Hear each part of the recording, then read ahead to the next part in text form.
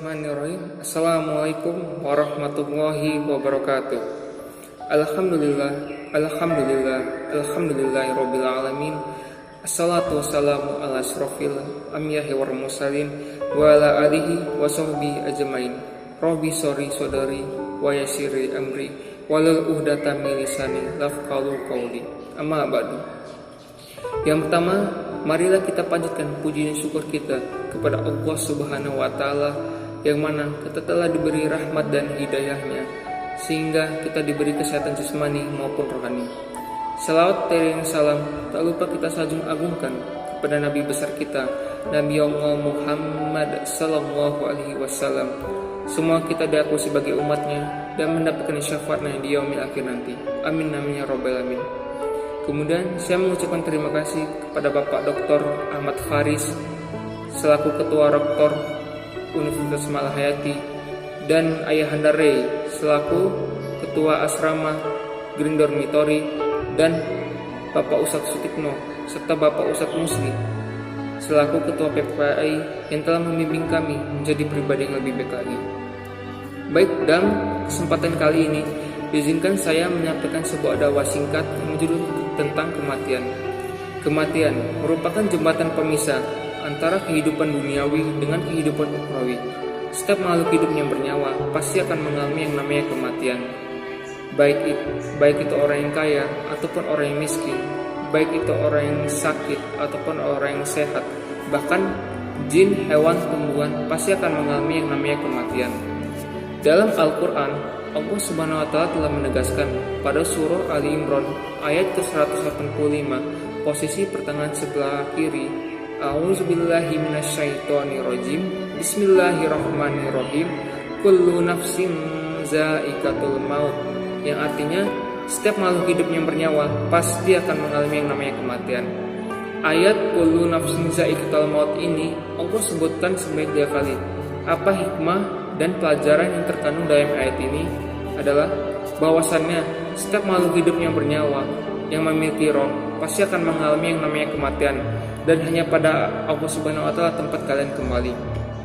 Dan kalian akan menerima balasan dari perbuatan kalian selama kalian hidup di dunia. Baik akan dapat, buruk akan dapat pada hari kiamat nanti. Dan barang siapa yang terselamatkan dari siksaan azab neraka, famang zuhzi aninar, zuzi bahasa kitanya disaring.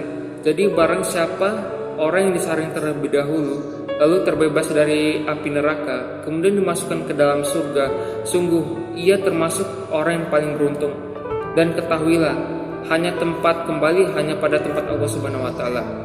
Dalam hal ini Allah Subhanahu wa taala juga berfirman pada surah Al-Baqarah ayat ke-28 posisi sebelah kanan paling bawah. A'udzubillahi minasyaitonirrajim. Bismillahirrahmanirrahim. Kaifa takfuruna billahi wa kuntum amwatan fa ahyakum summa yumitukum summa yuhyikum summa ilaihi turja'un. Yang artinya, bagaimana mungkin kata Allah, engkau bersikap kufur terhadapku sementara akulah yang menghidupkan engkau ketika mati, lalu aku hidupkan lagi untuk kehidupan yang lebih abadi, dan hanya pada akulah tempat kalian kembali. Jamaah online yang insya Allah dirahmatin Allah Subhanahu wa taala, ada sebuah kisah ketika Rasulullah SAW ditanya oleh para sahabat, wahai Rasulullah, jika engkau telah mati, kepada siapa lagi kami meminta petunjuk ataupun saran selain dirimu? Kemudian Rasulullah SAW menjawab, wahai sahabatku, jikapun aku mati, itu hanya ragaku saja. Jika kalian ingin meminta petunjuk ataupun saran, maka ikutilah Al-Quran dan Al-Sunnahku. Kemudian ada sebuah kisah yang menarik ketika Ibnu Umar radhiyallahu anhu sedang duduk bersama Rasulullah SAW. Datanglah seorang laki-laki dari kaum golongan Ansor. Kemudian orang laki-laki tersebut mengucapkan salam kepada Rasulullah SAW seraya saya bertanya, wahai Rasulullah, mukmin seperti apakah yang paling utama? Kemudian Rasulullah SAW menjawab, mukmin yang paling baik akhlaknya.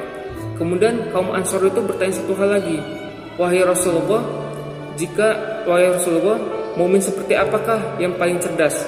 Kemudian Rasulullah SAW, wahai kaum Ansor, mukmin yang paling cerdas adalah mukmin yang selalu mengingat akan hanya kematiannya dan selalu mempersiapkan diri setelah kematiannya itu sendiri. Mungkin sekian dakwah singkat yang dapat saya sampaikan. Semoga bermanfaat bagi kita semua. Saya akhiri dengan istighfar dan doa kifaratul majelis.